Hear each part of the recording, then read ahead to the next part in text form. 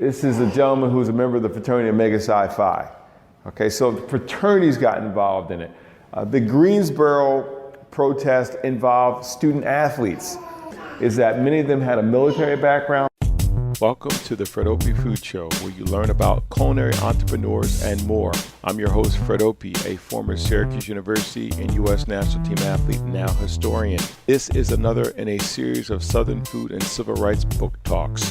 This one took place at the Center for Civil and Human Rights in Atlanta, Georgia. The talk focuses on the sit-in movements in the city that Atlanta University's center students at Morehouse College, Spelman College, and Atlanta University organized. Why did I decide to write and research this book? That'd be one question.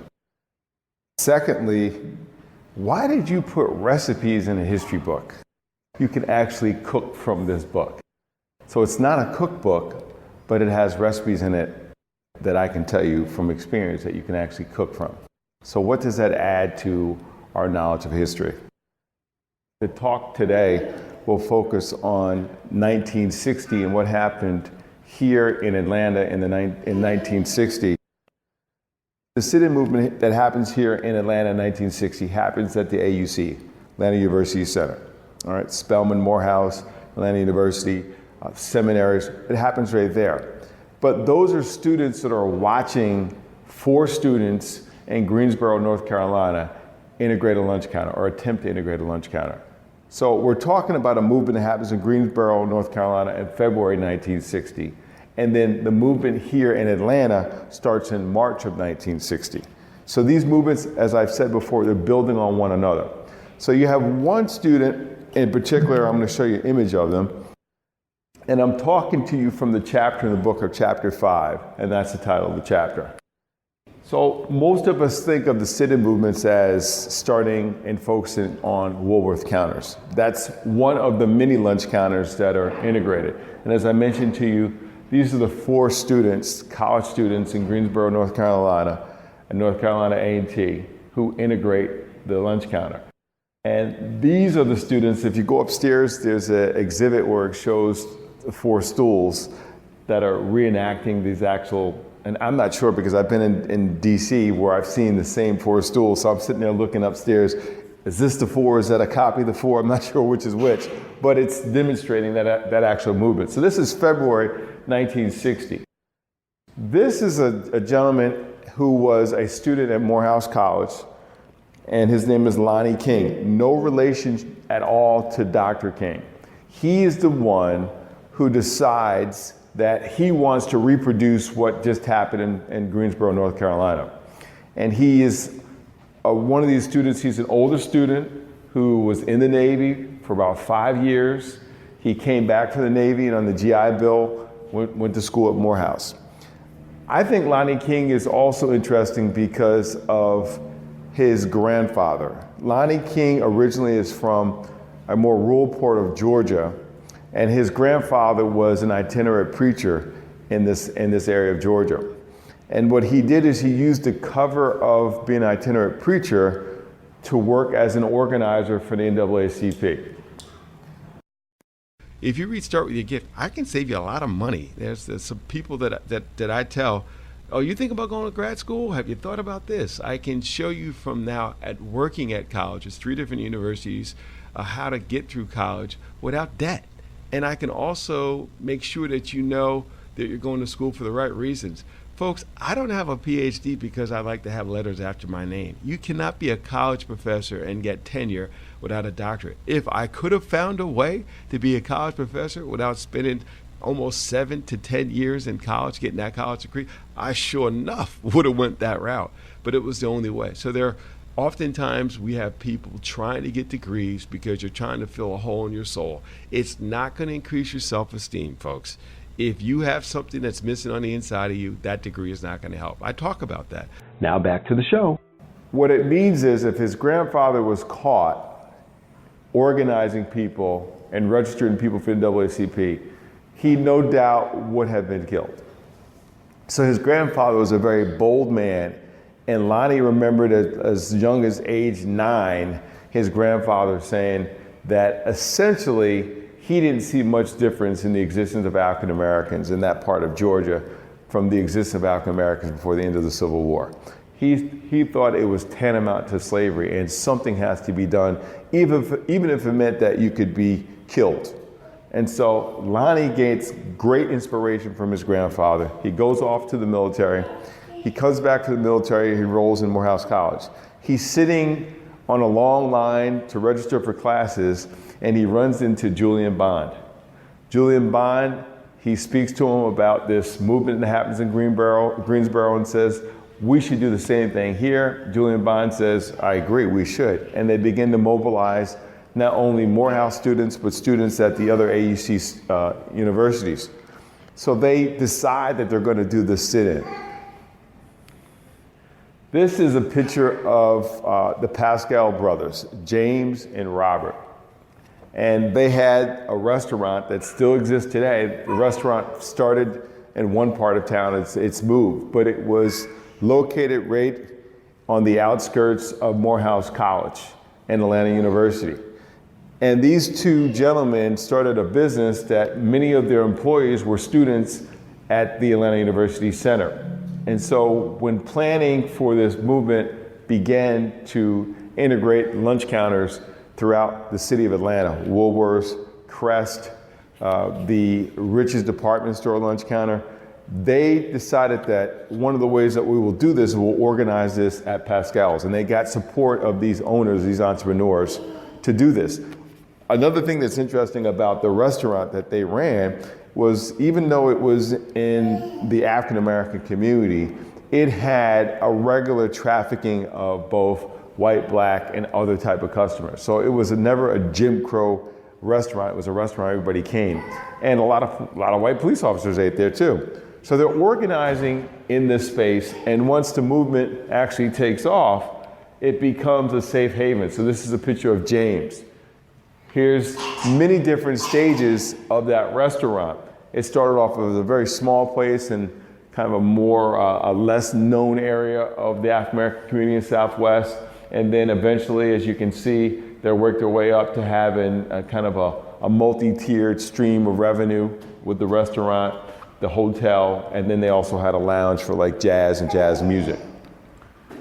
So the students at the AUC decide to go downtown and integrate several of the restaurants. And the first thing they actually do is they don't even get in the door of most of these places. So what they do is they picket in front of them. And again, direct action. Now, this may seem like not that big of a thing now, but it was very dangerous for them to do that. And we'll talk about what happened to some of them shortly when they were doing that. So the students are picketing Crest department stores, Walgreens, which is one of the stores that we still have now, but Walgreens is one of those places where there was a segregated lunch counter. As I mentioned, Woolworths, there were several stores, but Rich's department store is probably one of the prime targets because it was such a big business and had such a big presence in downtown Atlanta. So here are students from the AUC. We don't know if they're from Spelman. We don't know if they're from Atlanta University. We know they're not from Morehouse because it was an all-male school, but they're picketing down here. Then here's another scene of students who are, if you could see here, this is a gentleman who's a member of the fraternity Omega Psi Phi. Okay, so the fraternities got involved in it. The Greensboro protest involved student athletes. Lonnie King himself was a student athlete at Morehouse. So one of the things that you notice about some of the people that led the civil rights movement is that many of them had a military background, like Ralph Abernathy. These were veterans of World War II. Medgar Evers was a sergeant, decorated military person during World War II. You have Ralph Abernathy who comes back from the war. Again, they have a lot of their boldness, their militancy from fighting over in those actual wars. And again, you have members of the fraternities there. Here's the inside of Pascal's, which served as a place where they would not only organize, but when they came back from protesting, from having to deal with counter-protests, violence from police officers, when they would be arrested, the Pascal brothers would put up bail for some of them. When parents were coming to find out that they knew that their children were participating in movements and didn't know if they were safe, they would wait for the children back in the inside of the restaurant. So it became a very important space for this. You see the same thing with Dookie Chase's restaurant in New Orleans, served that same purpose. You see the same thing with a place called the Big Apple Inn in Jackson, Mississippi. It became an organizing spot for the civil rights movement. So this is kind of a theme that you'll see not only within the civil rights movement, but in a lot of other movements like the American Revolution, et cetera. That there are spaces, many of them bars, taverns, that serve as important organizing spaces for activists. Now, one of the things that happens during the movement here in Atlanta that starts in March and goes all the way until September 1961 is that Dr. King is here in Atlanta, but he's not directly participating in this movement.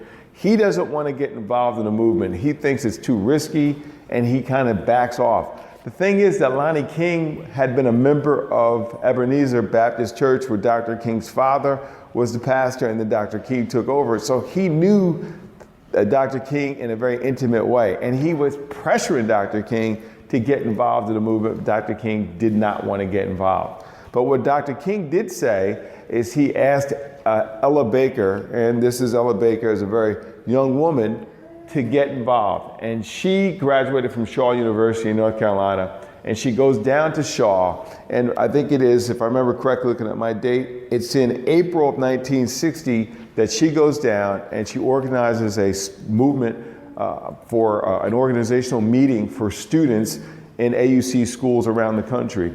And it's out of that meeting that in February of 1960, SNCC, actually April of 1960, that SNCC is organized and founded, Student Nonviolent Coordinating Committee. So again, you can see these things are happening and they're percolating around. And so Ella Baker actually does that. I would argue that it's the Greensboro sit-in, it's the Atlanta University sit-in that ultimately leads to the formation of SNCC. And most people will tell you that they were probably the most radical of the civil rights organizations of their time. So what you see is a number of SNCC groups popping up in different parts of the South. And they would go into communities and they would open up storefronts and begin to organize members of those communities with a lot of resistance, a lot of violence against them. But it's one of the things that they did throughout the South. They also had them in places like New York and New York City. So it wasn't just in the South. You would also see SNCC groups that would organize in different parts of the Northeast. I don't know if you recognize any of the people in this particular photo, but this is the author, Lorraine Hansberry, right? Wrote Raisin in the Sun. And this is the singer Nina Simone. And they were both involved in SNCC. So a lot of folks who went on to do things and noted it in literature and as entertainers, they were very involved in organizations like SNCC. We know that people like Harry Belafonte, Sidney Poitier, a lot of these people, if you look at the March on Washington, you'll see some of these entertainers involved in the March on Washington.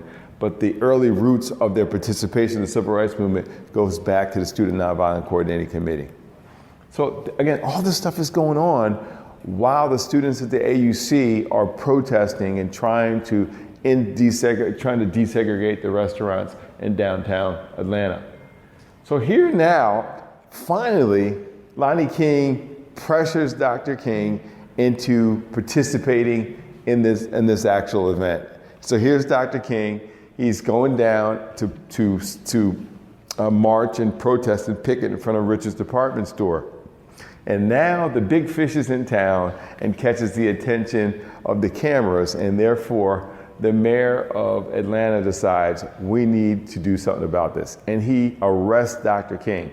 Not only does he arrest Dr. King, but Dr. King is sentenced to go to a work farm and work hard labor for months at a time. Okay?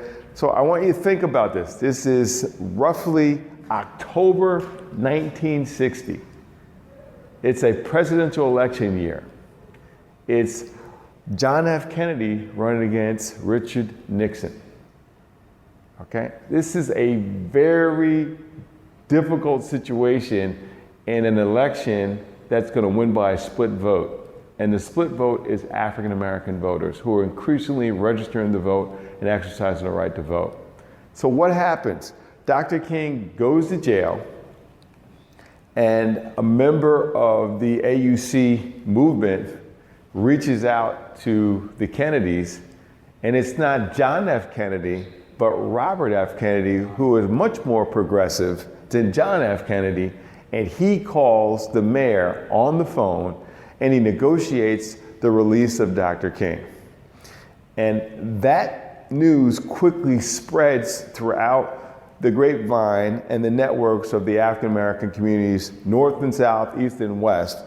And African American voters turn out in large numbers to elect John F. Kennedy, all because of this particular event that happens here. So it's a very significant piece of history to talk about this movement, Dr. King's involvement in the movement, his arrest, and then the Kennedy's intervention in this movement. It's all Robert Kennedy. There's a new biography, came out probably about 6 months ago, that really talks about this in some depth and the importance that that made in getting John F. Kennedy actually elected.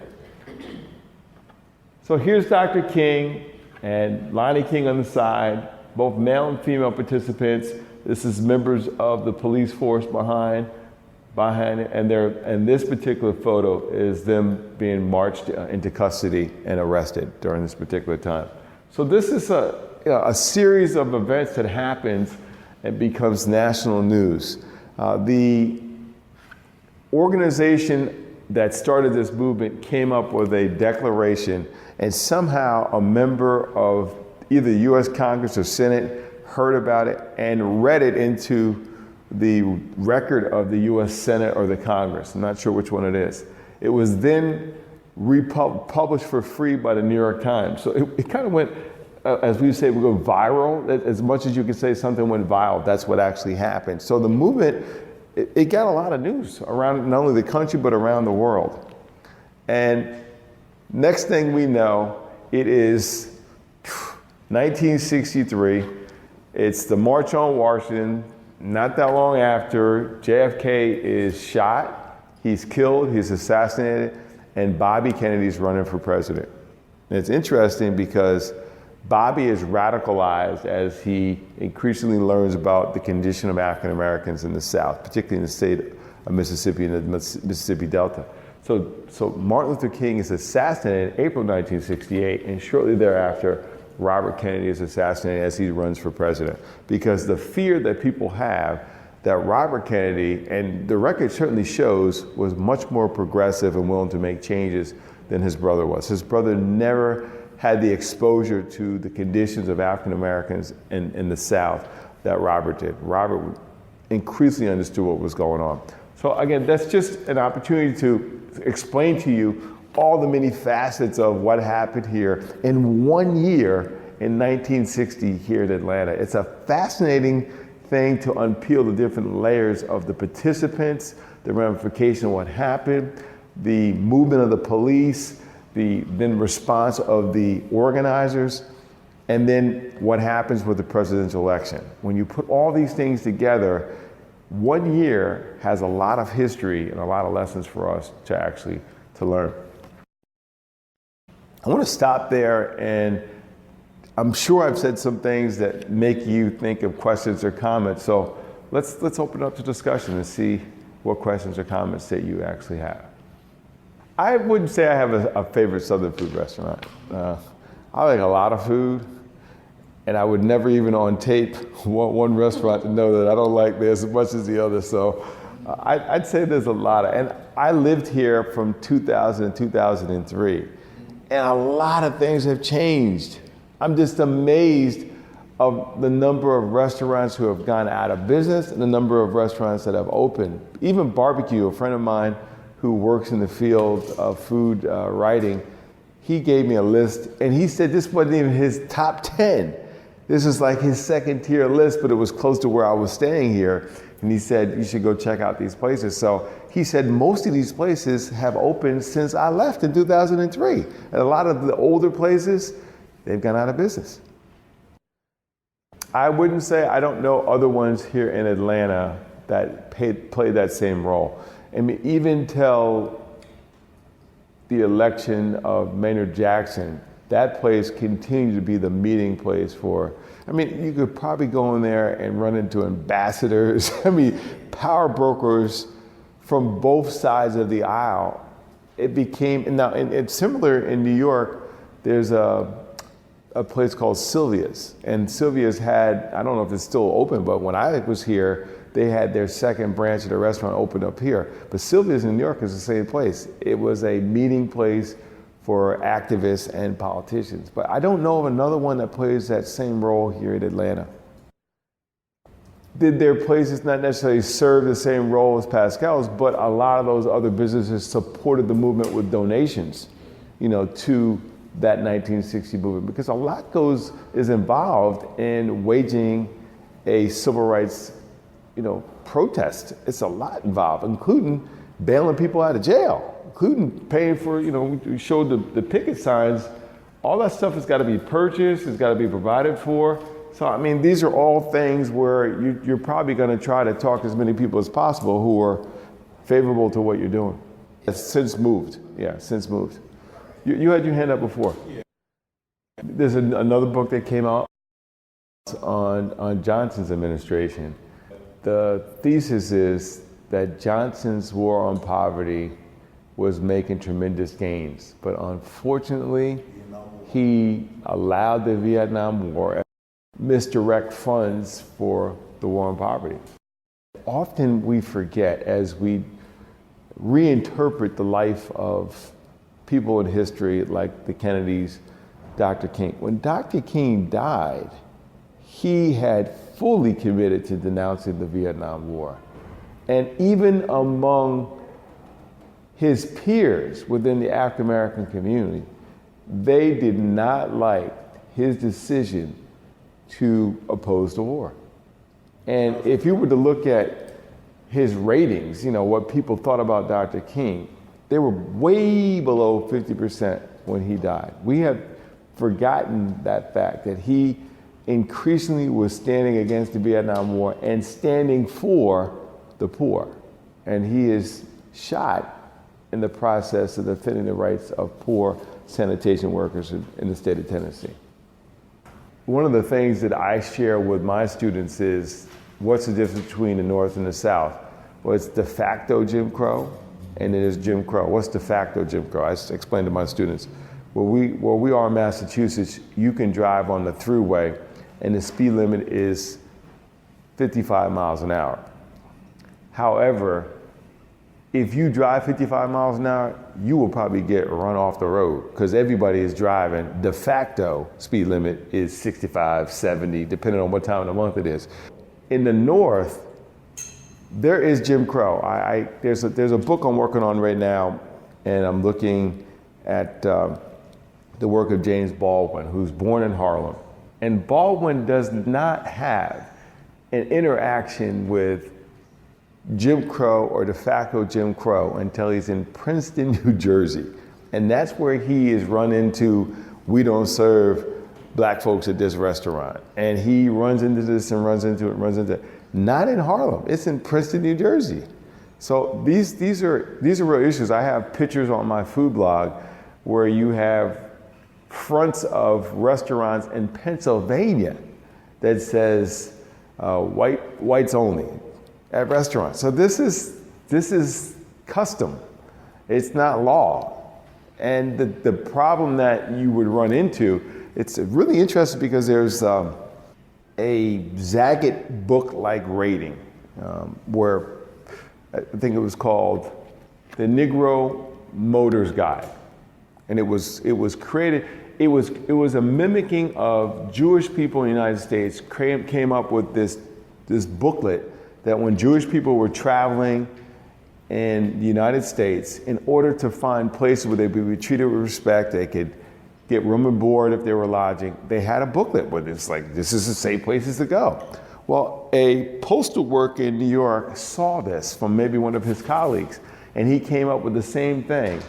And he called it, I think it was called the Negro Motors Guide. And it was essentially like the Zagat book that some of us who are older remember. The Zagat rated books would tell you good restaurant.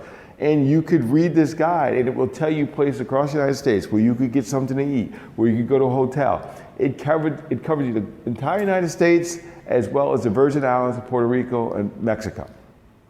And so the fact is that you have places throughout what we would call safe places, like states like Pennsylvania, Ohio, New York, that were in that book. So what is that book telling you? There were problems in those places too.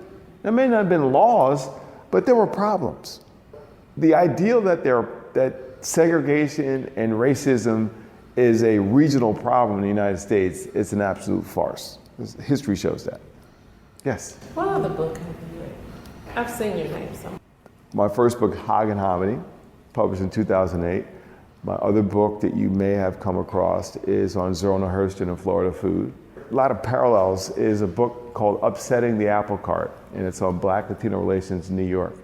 And I look at the coalitions that happened between Black and Latinos to get African Americans fighting against the Democratic Party in New York to get African American Puerto Ricans elected to public office, whether it be school board or city council or mayor. So it covers this whole history of desegregating New York City, really. So that may be something else, and I've had the opportunity to do some radio, so a lot of times you may have reheard something that was on earlier. And also I appeared in Byron Hurt's documentary Soul Food Junkie. That's been on TV a couple times too, so you may have seen that. My mother's own experience as an activist growing up, that any time that she was involved in planning, they'd have people over somebody's house and they'd always have a call to bring food. So it just became like a regular part. So I remembered that, and I started to just do research, and it kept popping up, whether it be a student takeover of the City University of New York, there would be somebody organizing food. And then I'd look at strikes. And the fact is, no strike can succeed unless you can keep those families of the striking workers fed. So one of the first things you see when there's a strike is other unions coming to the aid with money donations and food donations to keep everybody going and keep their family fed. Because if you can't do that, it's over. The other thing that made an important impression on me was a gentleman who wrote a book. And it was a book about, I think it was about habits, if I remember correctly. And he was in Iraq as a reporter, and he was embedded. And there was this one trouble spot in this one town. And they could not stop rebellions to keep fomenting there. And then they brought in this specialist. This guy was like a colonel or something like that. And they brought him in. And the colonel came in, and the reporter watched him do his analysis. There was a city square where these movements kept erupting. And so the colonel sat there and he watched. And he watched for a day. He saw one of these protests develop and happen. And then he called a meeting with the city fathers of this place. And he said, "Can you remove the food from the city square?" They didn't know why, but they said, "Yeah, sure, we could." So they got rid of all the food vendors. And so the next time a movement started fomenting, it took hours for those movements to start. And what was happening is the agitators would go out and speak, and people could stay there because there was food. But by just removing the food, after a while, the agitators got hungry and dispersed and went home. So I said, whoa, food can start a movement, a lack of food can end a movement. I think we got something here. The very last chapter in the book is I talk about the Nation of Islam. The Nation of Islam has owned and operated its own farms and has maintained its independence when it comes to feeding its community and providing work for people in this community through its food, whether it be restaurants, grocery stores, and all those kind of things. And so I do a whole chapter on the Nation of Islam and what it has to say about food. They protest with their economic plans, and the economic plans are very connected to food. So why the recipes? So my first book I mentioned, Hog and Hominy, was published in 2008, and I was out doing book events like I'm doing here, and people kept saying, "I really like the book, but where are the recipes?" So thereafter, anytime I did a book, I would do the research and find recipes related to the time period and the event and what was described. So it became almost like wine pairing. Here's a story, let's find a recipe to pair with the story. Here's another story, let's find another recipe to pair with the story of the movement. And that's what I've done. And I've cooked myself from these recipes. So it's not a recipe from a food blog, it's a recipe from 1960 Georgia. There's a lot to be learned just by unpacking a recipe and who actually put it together. All right, we will stop there. Thank you so much. If you enjoyed this podcast, you can find more like it in our podcast archive on our website at www.fredopie.com/podcast/. That's a wrap for this show. Thanks for listening. To hear more content like it, go to fredopie.com. If you have questions about advertising and sponsoring this show, contact us at fdopie@gmail.com. That's fdopie@gmail.com.